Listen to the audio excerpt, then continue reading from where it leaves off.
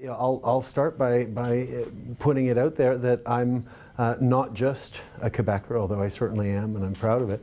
I'm also someone who was raised with deep Vancouver roots, deep BC roots, lived there, worked there, got my professional start as a teacher there, and consider that I am someone who's well versed in the entire country in its breadth and depth.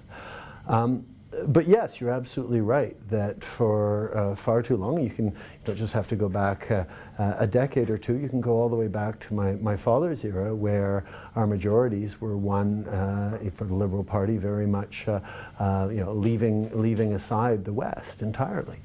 And I think that's been part of what has turned into something of a regionalization of Canadian politics.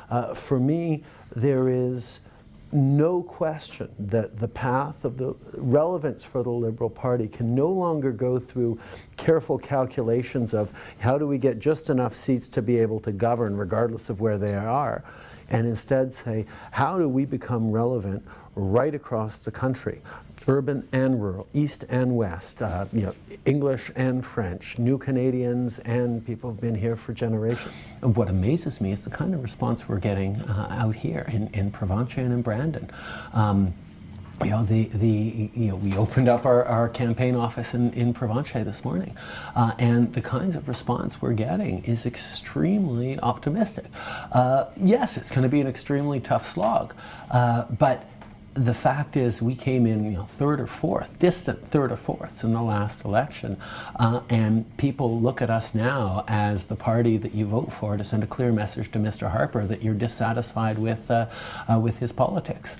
And we are going to roll up our sleeves and work extremely hard.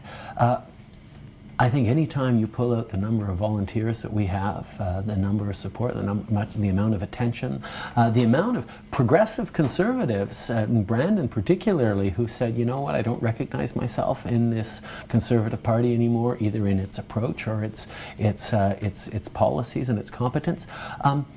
Things are doing very, very well.